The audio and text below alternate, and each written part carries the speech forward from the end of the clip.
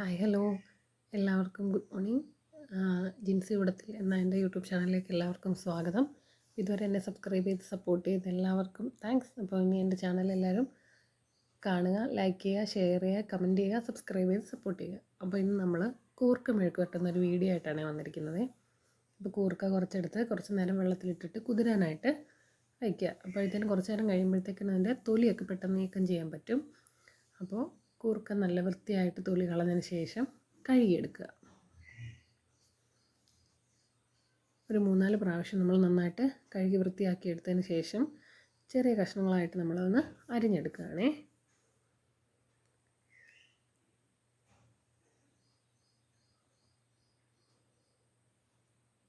പലരും പല രീതിയിലാണ് വെക്കുന്നത്. ഇപ്പോൾ ഞാൻ വെക്കുന്ന രീതി ഇതാണ്. എല്ലാവരും ഒരു പ്രാവശ്യം ഇങ്ങനെ ഒന്ന് വെച്ചൊന്ന് ട്രൈ ചെയ്ത് നോക്കണം. ഇഷ്ടപ്പെട്ടെങ്കിൽ അത് കമൻറ്റിലൂടെ അറിയിക്കണം. അപ്പോൾ നമ്മൾ കൂർക്കയെല്ലാം അരിഞ്ഞു കഴിഞ്ഞു. നമുക്കിനി അതൊന്ന് വൃത്തിയായിട്ട് ഒന്നുകൂടെ ഒന്ന് കഴുകിയെടുക്കാം.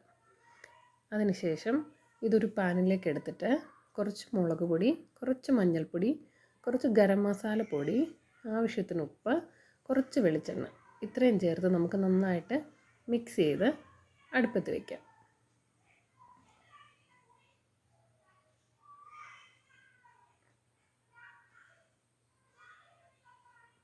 നന്നായിട്ടൊന്ന് മിക്സ് ചെയ്തിട്ട് അടുപ്പത്ത് വെക്കാം.